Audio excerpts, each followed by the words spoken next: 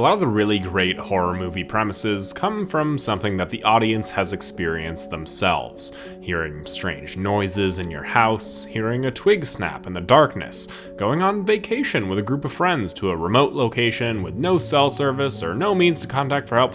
Wait, you guys don't do that? And with society advancing over the years, it's given horror movies a lot of new fuel to base their stories off of. AI, escape rooms, and in the case with 2022's Barbarian, Air BnBs. The concept for Barbarian is incredibly simple. Arrive to your Airbnb late at night and somebody's already there. There's no other places to go and stay, so what do? It's a fairly original premise that probably didn't do any favors for Airbnbs in general, but this movie goes in a wildly different direction than I expected it to, and leads to one of the best horror movies of the 2020s. Barbarian is all about survival instincts. We all have them, not a lot of characters in horror movies have them, but this movie really tackles that theme and trope head on, and the differences in instincts between men and women. And coming off of one of 2025's most successful horror movies with weapons, I figured it was time to look back at Zach Cregger's first movie, its unique structure, cool concept, and wild twists, and maybe even what we can expect out of Zach Cregger's films in the future. So let's ignore a couple dozen red flags, forget our phone upstairs, and get ignored by the police as we travel under the depths of Barbary Street in Barbarian.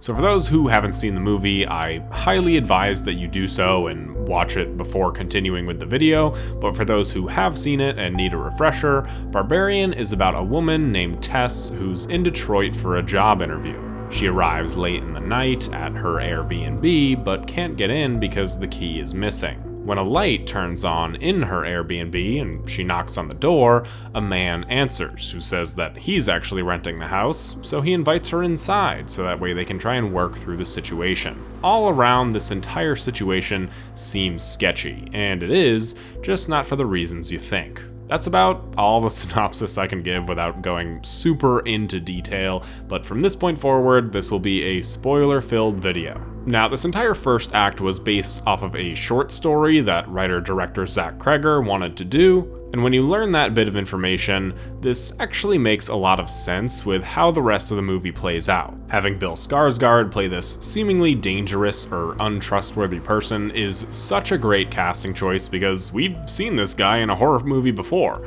and he wasn't exactly a hero. What, do I look like some kind of monster? And throughout this entire first act, our horror movie instincts are screaming at us that something is wrong. And the movie very intentionally does all of this. This isn't just a horror movie character being stupid, because Tess isn't stupid. In fact, I'd say she's one of the smarter horror movie characters I can think of in recent memory. There's several red flags presented to us from the beginning of the film. Tess shows Keith her booking for the Airbnb, but he initially doesn't show his to her until she asks, which is a smart move. When they go and look for a number to call, she calls out the number, and while he initially starts to, he kinda stops and says, "Oh yeah, I have the same number." He invites her to stay because the neighborhood isn't great, says that there's no hotel rooms available because apparently there's some convention in town. He makes her tea, though she doesn't dare to drink it, but eventually she decides to stay. Maybe not smart horror movie character vibes, but after getting a feel for the situation, she knows there's not really an alternative. So again, he grabs her bags for her, he cleans the sheets, and overall just seems like too nice of a guy. But despite all these red flags, Keith hasn't actually done anything wrong. Sure, he seems maybe a bit overbearing, but when she goes to the bathroom, he's got a travel bag, travel-sized soaps, and everything he said seems to be the truth. She even finds his ID and snaps a picture just in case. Again, smart move. Afterwards, he creepily sits at this table, offering her wine, but he wanted to wait to open it so that way she could see him do it, which I guess is a pretty good move, but she smartly still denies it. This whole sequence reminds me of that episode in How I Met Your Mother where they talk about the Dobler versus Dahmer theory. If you're into the person, or in this case if you just know them, then their actions come across as nice or sweet. But if you don't know the person or aren't into them, then their actions are just incredibly creepy. And after watching through this movie for a second time, you really get two different ideas about who Keith is, and it makes the second watch much more tragic. But even after all these red flags, they end up talking, finding out that they have a bit in common, start in on the wine, and forget all about the sheets in the dryer. They even talk about their current situation, how she wasn't trusting of him because if the roles were reversed, there's no way she would have let him inside, and this conversation is really the whole purpose and thematic through line of the movie, but I'll get to that in a little bit. But the scene takes her guard down, and the audience's, and it's actually like a very sweet beginning to a love story. Their chemistry is great, the writing is believable, and there's even a moment when they say goodnight to each other that we think, I don't know, maybe they will just sleep in the same bed after all. But night comes, and with it come the night terrors. The roles reverse, with Keith being really freaked out that she's standing over him, but he obviously didn't open her door, nor did he close the one to the basement. So as an audience, from this scene on, we know that there's gotta be more to this situation. Perhaps a ghost haunting his dreams. The next day, she gets a nice little letter from Keith and sees the neighborhood, which we find out Keith was very much telling the truth. This is not a great neighborhood. Not even great, this is just an all-around terrible neighborhood. She gets back from her job interview where her potential new boss really emphasized how bad the neighborhood is and gets chased by some man into the house. She calls the police, but there's no available units to go and see her. And I don't know, maybe it's because I grew up in a small town and not a city, but I didn't even know this was a thing. She eventually calms down, needs some more toilet paper, and of course, it's in the basement. Interestingly enough, the door closes behind her and locks, which seems like a very strange design choice, or maybe this is the house ghost doing this. But there is a reason why this door shuts and locks on its own, and again, I'll get to that later. To make matters even worse, she's without her phone, and she has the house key, meaning that she can't let Keith back inside.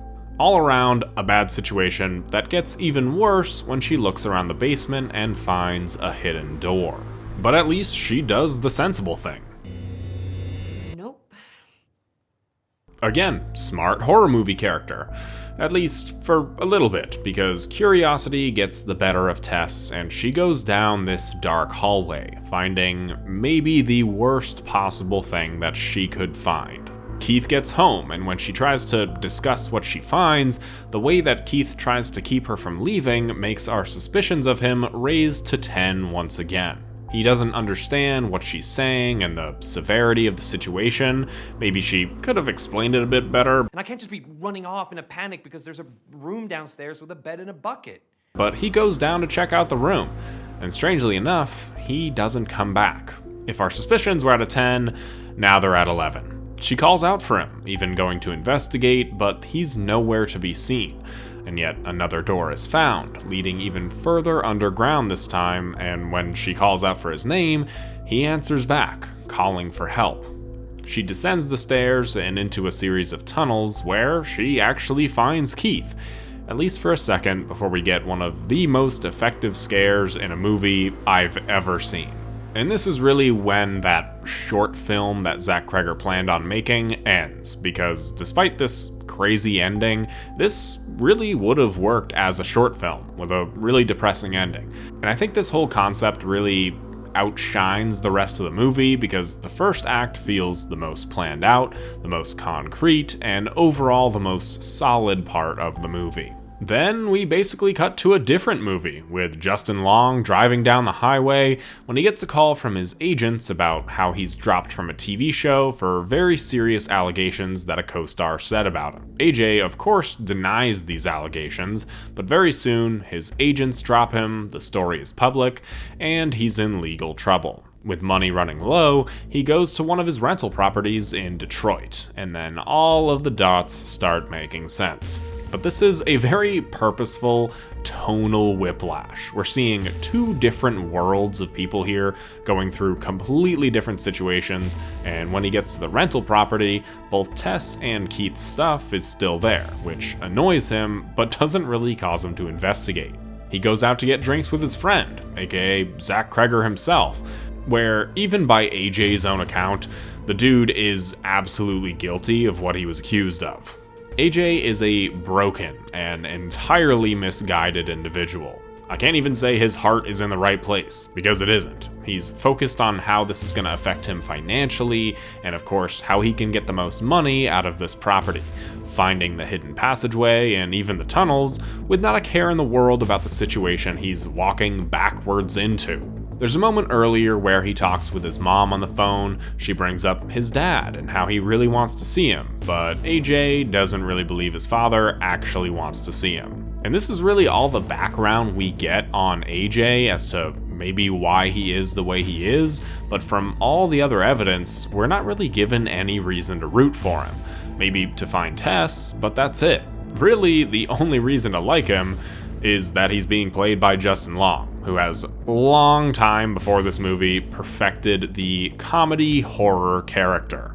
His comedic timing and mannerisms are always great, but when there's a more dramatic or scary scene, he also delivers. And I'm happy to see Zach Kreger utilizing his talents. Hopefully he'll be a staple of Zach Kreger films going forward.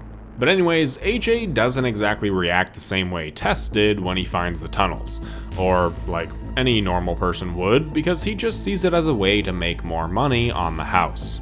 Even when he finds the other tunnels, this guy has absolutely zero survival instincts to the point that it's unrealistic. I get this guy's supposed to be dumb and doesn't have his priorities straight, but he was just afraid to go in the basement like a scene ago. Now he just doesn't care about any of the tunnels. It's beyond me. But he eventually gets a reason to be scared, runs away, and falls into a cage where he finds Tess. Now, one of the things that really stuck out to me on my second viewing of this movie was its structure, especially after seeing Weapons, which had a very unique structure. This movie does kind of the same thing, just without the title cards and the different characters, but each act and this flashback that I'm about to talk about really have a completely different perspective. During this flashback portion, we get our answers towards what this creature, or rather person, actually is. We see a time where this place wasn't actually all that bad. Kind of looks like the Truman Show, or even something from Whoville. Frank goes to the store to look for supplies to have a baby. It's going to be a home birth, and it's just him delivering the baby. When he leaves, he keeps his eyes on this one woman, follows her home, and dresses as a handyman to go into the woman's house. He unlocks the window and leaves. When he returns home, the neighbor says that they're selling their house and leaving because the neighborhood is going to shit, which he couldn't be more right about. But Frank says that he isn't leaving and goes inside, where somebody in his basement cries out for help. That's it. It's a very short scene, but it's very layered. We see how Frank is able to kidnap women and why the door is spring-loaded to lock and shut. A sort of fail-safe in case one of his victims ever got out of the room, they still wouldn't be able to get out of the house. We get a more detailed explanation of what happens later on, but this scene really sets up all the incredibly twisted pieces of this backstory. But then we're thrust into the final act. Tess asks him if anybody knows he's here or if anybody's coming for him, and ultimately there isn't. The creature comes and offers a baby bottle filled with milk. AJ doesn't want to drink it, but Tess drinks it because the creature obviously wants them to be her children. Since AJ disapproves, the mother takes him and, gives him a taste of his own medicine.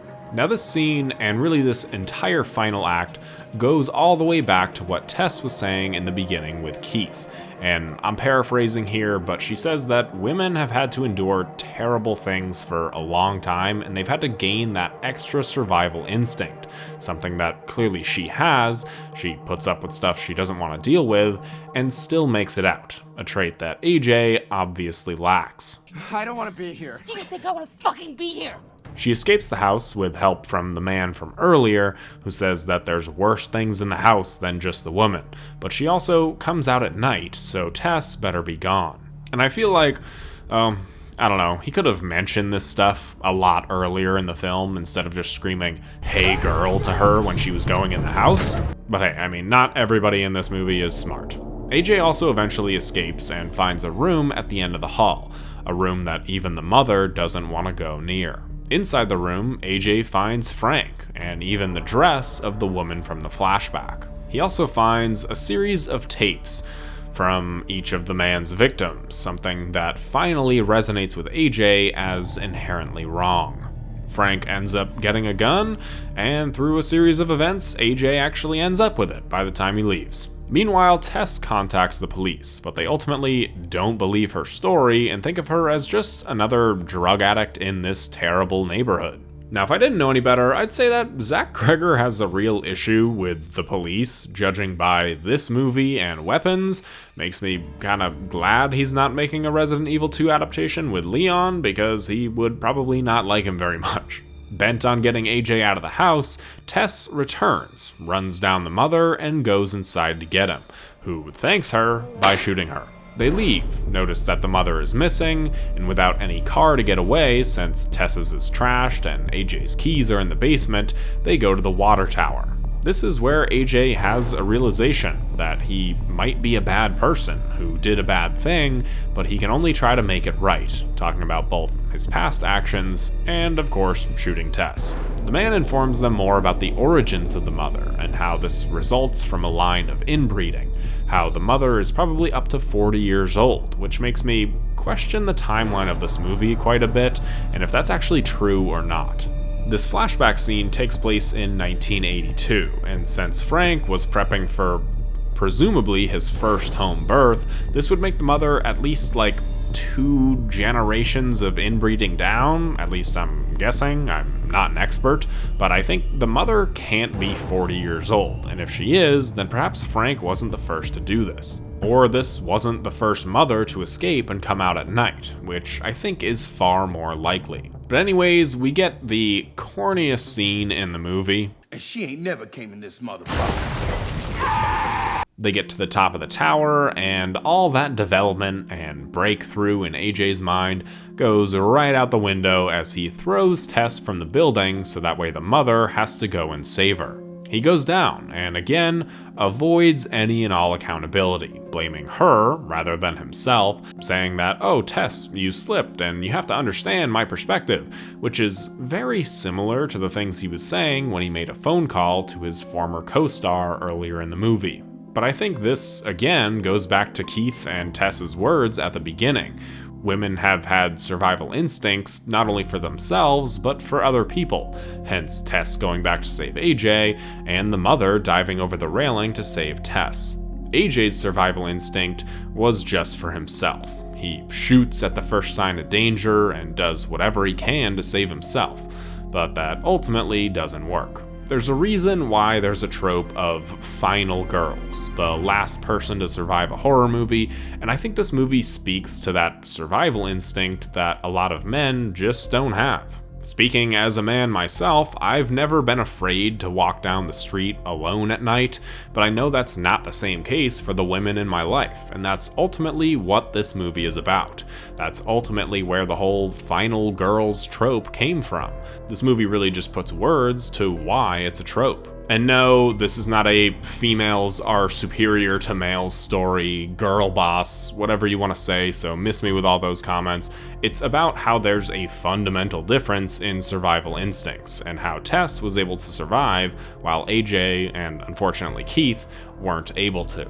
I love this movie. I actually think I enjoyed the second watch more than the first. The first time I watched this movie, I was really disappointed with the second and third acts, and I still feel like the first act is the best and the most solid story being told, but I've warmed up a bit to the second and third acts now, so I'm going to give Barbarian an 8.5 out of 10. What are your thoughts on Barbarian, and what do you want to see out of Zach Cregger's Resident Evil movie? I've got a few thoughts on that myself, so if you want to see me make a video about my thoughts on what that movie could be about, let me know that in the comments below. If you enjoyed the video, make sure to like and subscribe for more content like this. Special thanks to all my channel members. You guys are the best, and I'll see you all in the next one.